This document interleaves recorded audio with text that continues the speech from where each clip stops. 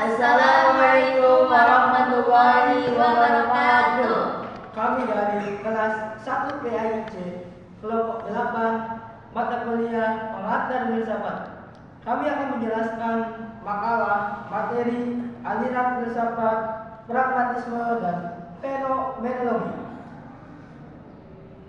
Yang pertama menjelaskan yaitu Nur Amalina. Pengertian dan sejarah pragmatisme. Pragmatisme adalah aliran pemikiran yang memandang bahwa benar tidaknya suatu ucapan, dalil atau teori semata-mata bergantung pada berfaedah atau tidaknya suatu ucapan, dalil atau teori tersebut bagi manusia untuk bertindak dalam kehidupannya. Ide ini merupakan budaya dan tradisi berpikir Amerika khususnya dan Barat pada umumnya yang lahir sebagai upaya intelektual untuk menjawab problem-problem yang terjadi pada awal abad ini.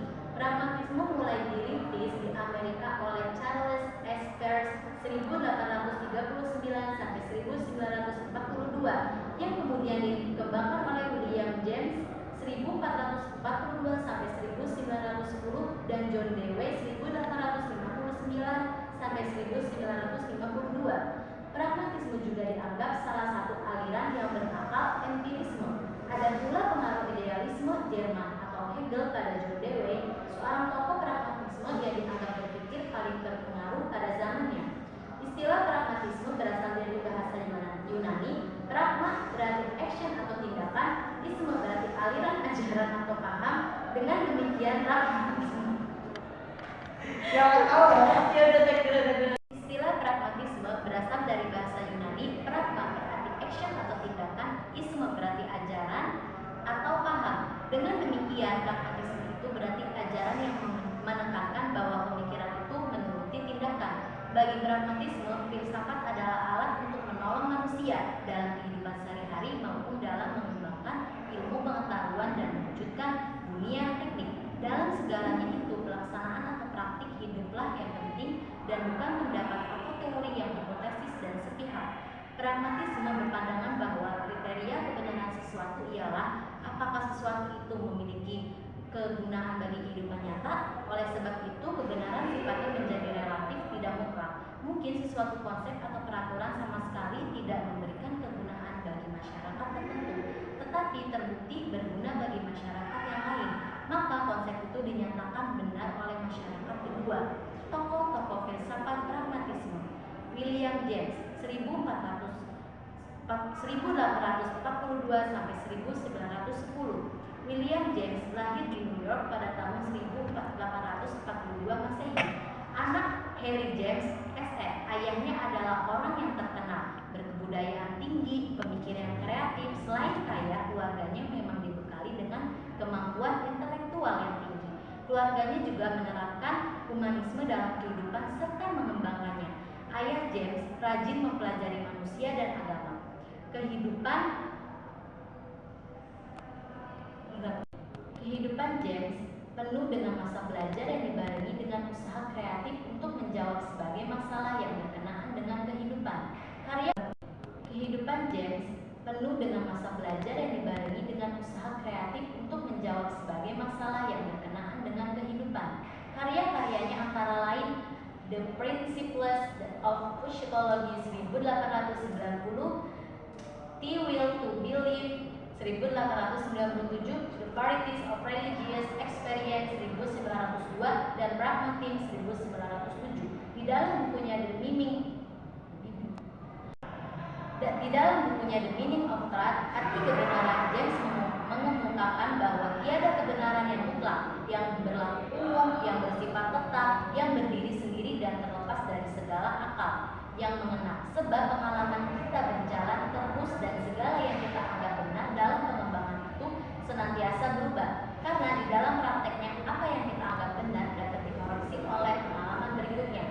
Oleh karena itu tidak ada kebenaran mutlak, yang ada adalah kebenaran-kebenaran. Artinya dalam bentuk jamak, yaitu apa yang benar dan pengalaman-pengalaman khusus yang setiap kali berubah oleh pengalaman berikutnya. Nilai pengalaman dalam pragmatisme tergantung pada akibatnya, kepada kerjanya, artinya tergantung keberhasilan dari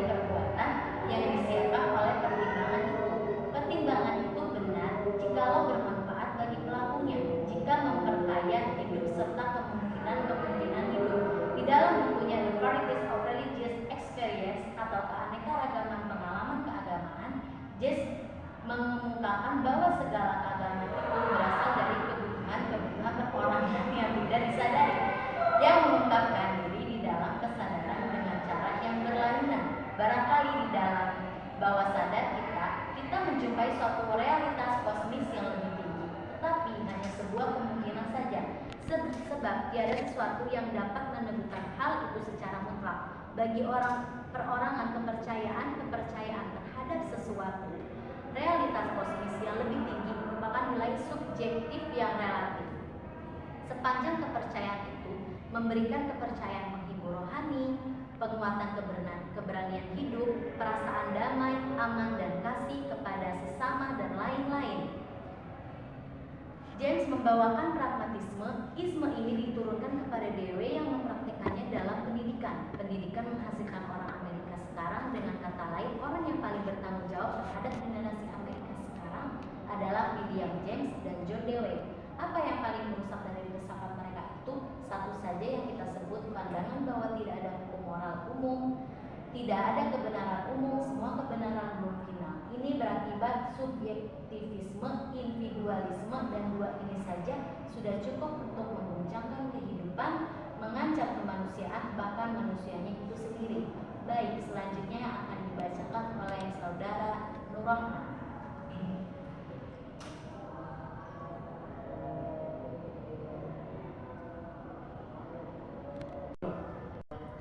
Ya, yang kedua yaitu John Dewey pada tahun 1859 sampai 1952.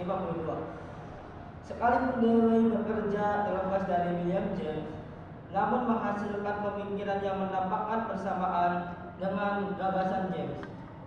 Dewey adalah seorang yang pragmatis. Menurutnya filsafat bertujuan untuk memperbaiki kehidupan manusia, serta lingkungannya atau mengatur kehidupan manusia, serta aktivitasnya untuk memenuhi kebutuhan manusiawi. Sebagai pengikut pragmatisme, John Dewey menyatakan bahwa tugas filsafat adalah memberikan pengarahan bagi perbuatan nyata. Filsafat tidak boleh larut dalam pemikiran-pemikiran metafisis yang kurang praktis, tidak ada faedahnya. Dewey lebih suka menyebut sistemnya dengan istilah instrumentalisme. Pengalaman adalah salah satu kunci dalam filsafat instrumentalisme. Oleh karena itu, filsafat harus berpijak pada pengalaman dan mengolahnya secara aktif kritis. Dengan demikian, filsafat akan dapat menyusun sistem norma-norma dan nilai-nilai. Instrumentalisme ialah suatu usaha untuk menyusun suatu teori yang logis dan tepat dari konsep-konsep. Pertimbangan-pertimbangan, penyimpulan-penyimpulan dalam bentuknya yang bermacam-macam itu dengan cara utama menyelidiki bagaimana pikiran-pikiran itu, dengan cara utama menyelidiki bagaimana pikiran-pikirannya berfungsi dalam penemuan-penemuan yang berdasarkan pengalaman, yang mengenal konsekuensi di masa depan. Menurut Dewey, kita ini hidup dalam dunia yang belum selesai penciptaannya. Sikap Dewey dapat dipahami dengan sebaik-baiknya dengan meneliti tiga aspek dari yang kita namakan instrumentalisme. Yang pertama yaitu kata temporalisme, yang berarti bahwa ada gerak dan kemajuan nyata dalam waktu. Yang kedua yaitu kata futurisme, mendorong kita untuk melihat hari esok dan tidak pada hari kemarin. Yang ketiga yaitu kata milionarisme, berarti bahwa dunia dapat diubah menjadi lebih baik dengan tenaga kita. Pandangan ini dianut oleh William James, kritik-kritik terhadap pragmatisme. Selanjutnya yaitu kekeliruan pragmatisme. Kekeliruan terhadap pragmatisme. Selanjutnya yaitu kekeliruan terhadap pragmatisme dapat dibuktikan dalam tiga hal pemikiran. Yang pertama yaitu kritik dari segi landasan ideologi pragmatisme. Pragmatisme dilandaskan pada pemikiran dasar atau akidah, pemisahan agama dari kehidupan, yaitu sekularisme. Hal ini nampak dari perkembangan historis kemunculan pragmatisme yang merupakan perkembangan lebih lanjut dari empirisme. Yang kedua yaitu kritik segi metode pemikiran. Pragmatisme yang tercabang dari empirisme nampak jelas menggunakan metode ilmiah yang dijadikan sebagai asas berpikir untuk segala bidang pemikiran, baik yang berkenaan dengan sains dan teknologi maupun dengan ilmu-ilmu sosial kemasyarakatan. Ini adalah sesuatu kekeliruan. Yang ketiga yaitu kritik terhadap pragmatisme itu sendiri. Pragmatisme adalah aliran yang mengukur kebenaran suatu ide dengan penggunaan praktis yang dihasilkannya untuk memenuhi kebutuhan manusia. Ide ini keliru dalam 3 hal. Yang pertama, pragmatisme mencampur adukan kriteria kebenaran ide dengan penggunaan praktisnya. Kebenaran suatu ide adalah satu hal, sedangkan penggunaan praktis itu adalah hal lain. Kebenaran suatu ide diukur dengan kesesuaian ide itu dengan realita atau dengan standar-standar yang dibangun di atas ide dasar yang sudah diketahui kesesuaiannya dengan realita. Yang kedua yaitu pragmatisme menaifkan peran akal manusia. Menetapkan kebenaran sebuah ide adalah aktivitas intelektual dengan menggunakan standar-standar tertentu. Sedang penetapan kekuasaan manusia dalam pemenuhan kebutuhannya adalah sebuah identifikasi instinktif. Yang ketiga yaitu pragmatisme menimbulkan relativitas dan penisbian. Kebenaran sesuai dengan perubahan subjek penilaian ide baik individu, kelompok, dan masyarakat dan perubahan konteks waktu dan tempat. Sekian tadi materi dari kelompok kami.